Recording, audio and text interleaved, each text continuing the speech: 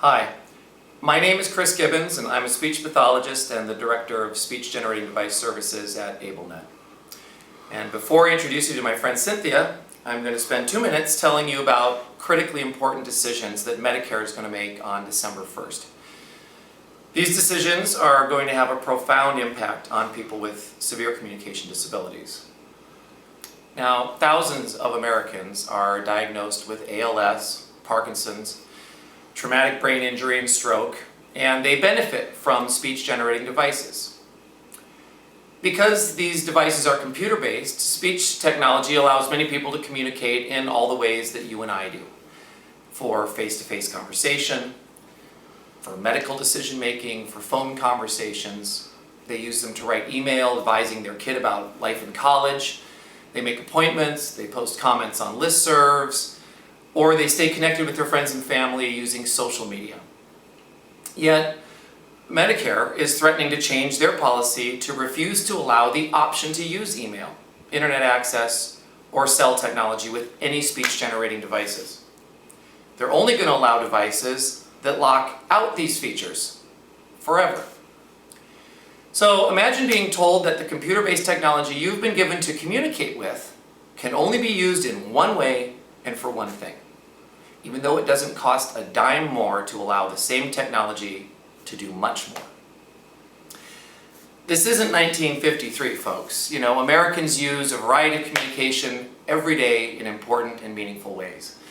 And Americans with disabilities should not be excluded from the same access to that communication that we all use in the 21st century.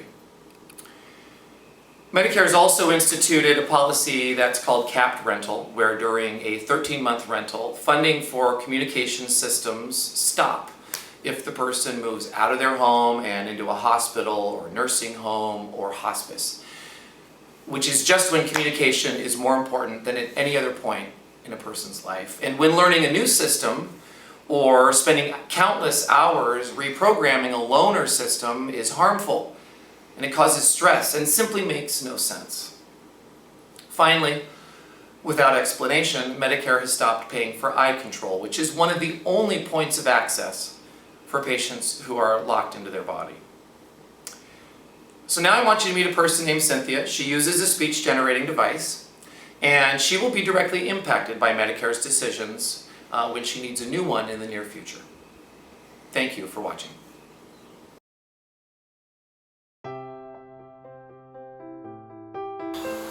Before I was diagnosed, my husband and I lived aboard our sailboat for 6 months of the year. We used ham radio, boat-to-boat radio, and face-to-face conversation. Our family and friends became accustomed to our regular emails sent through the ham radio. After my diagnosis, we decided to move to Portland to be close to our children and grandchildren.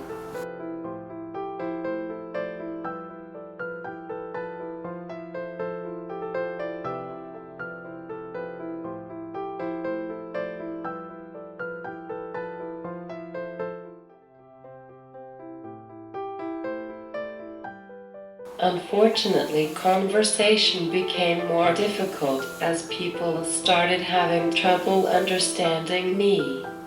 It was time to start learning how to use a speech-generating device.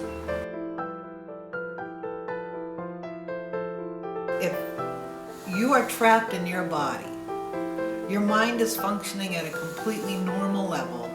Everything works except your body. You can't talk.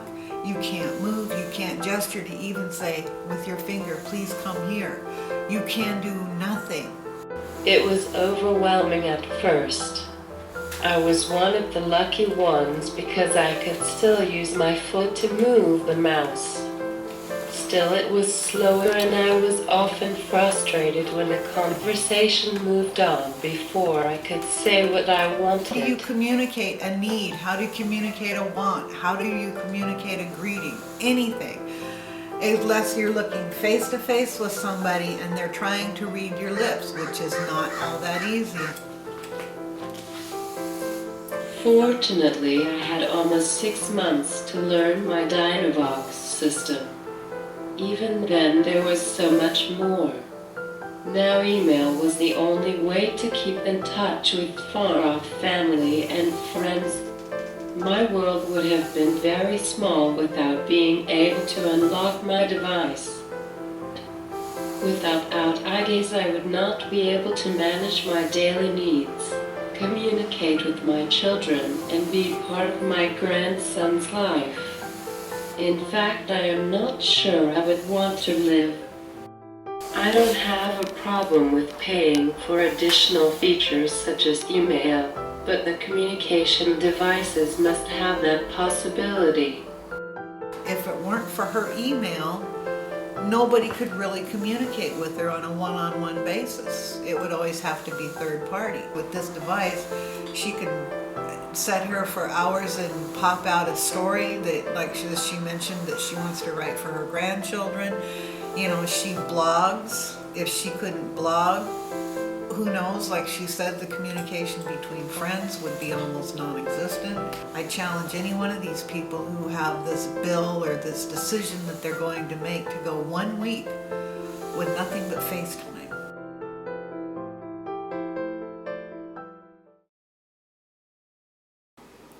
Thanks for watching. Remember, there are thousands and thousands of people just like Cynthia whose lives will be affected by Medicare's decision on December 1st. So let's work together to ensure that people who already don't have a voice aren't left without a voice.